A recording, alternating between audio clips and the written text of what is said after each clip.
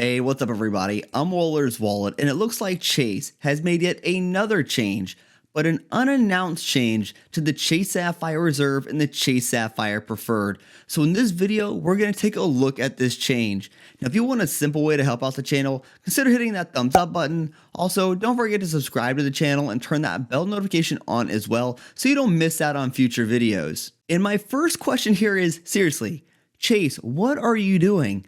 I feel like I've become similar to what the tax value guy is, but for reporting Chase Sapphire Reserve changes with all these updates you've been throwing out there. And I'm not complaining though, because it is great to see these positive changes and positive updates for customers. And you just keep raising the bar now with these temporary benefits that there's just no way you keep this momentum up, I feel.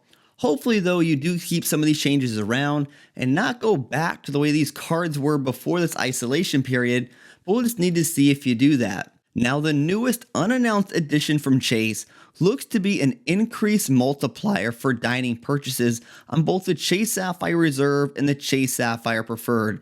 And based on numerous data points, this looks to have started on July 1st. And this was first brought to my attention by Matt in my Facebook group, where he saw he was getting 5x for dining purchases, and not through DoorDash or any other meal delivery services, but for purchases directly through the restaurant. Then other people were mentioning as well that they were getting them in my Facebook group, in the YouTube comments.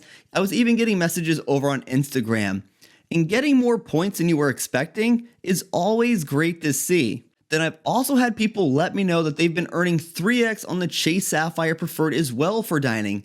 And again, this is great to see. Nobody's going to complain about earning 3x on the Sapphire Preferred or even 5x on the Sapphire Reserve. And this currently makes the Sapphire Reserve match the Prestige for dining earning rates, and it even one-ups the American Express Gold Card. And while earning triple points from dining on the Sapphire Preferred is nice to see, I still really think Chase needs to make the Sapphire Preferred more of a complementary card to the Chase Sapphire Reserve and add a permanent grocery category to the Sapphire Preferred, as opposed to having the Sapphire Preferred just be the little brother to the Sapphire Reserve. And this unannounced dining change is in addition to the other temporary benefits Chase has recently added as well. And one of my first thoughts when I saw this was, could this be a mistake?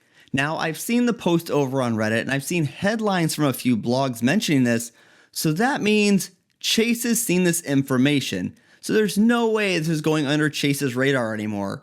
Basically, if it hits Reddit or hits the blogs, it's public information. And if that's the case, that means Chase knows about this and is either looking to fix this as soon as possible, or maybe, just maybe, Chase added this on without mentioning it to people, because they know once it was going to be found out by someone, YouTubers and bloggers would cover it, and it would make Chase look good since they're giving customers more value. And I agree, this is making Chase look pretty good right now. But since this has been going on for a few days and there hasn't been a comment from Chase, at least that I could see, maybe we'll get lucky and we'll get to keep on earning the 3x and 5x earning rates for dining. But we'll need to see if Chase makes any announcement on this, possibly fix it, or just let us keep earning those extra earning rates. Then the next question would be, if this isn't a mistake, is this dining multiplier temporary, and if so, until when?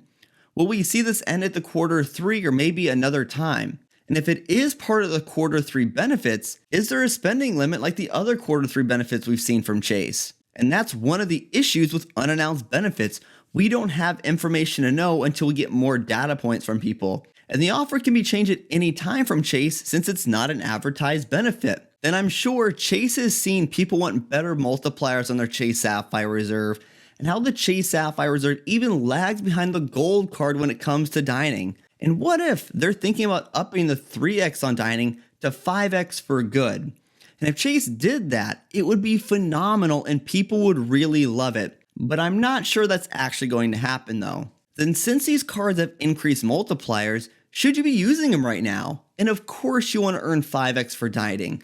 But what I mean here is that there's a lot of promotions going on right now letting you use your travel credits towards dining purchases.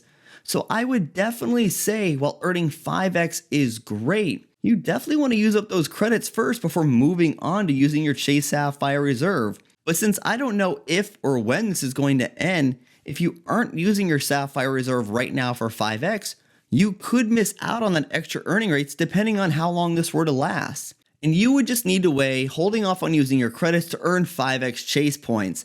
And if you don't have a card with dining credits, or you've already used them all up, then absolutely be using your Chase Sapphire reserve for dining. And then we can even use the pay yourself back option at 1.5 cents per point for dining charges, which actually makes this a little bit better. Now, I'm not sure how or why dining is earning extra points on the Chase Sapphire Preferred and the Chase Sapphire Reserve, but I'm always happy to see positive changes for customers.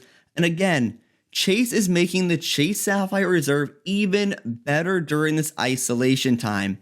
And I'm really curious on how long this 5x earning rates or dining is going to last. And while I think it would be great to see Chase permanently update the dining earning rate to 5x, I really just can't imagine them doing that, especially with the portal redemptions being 1.5 cents per point.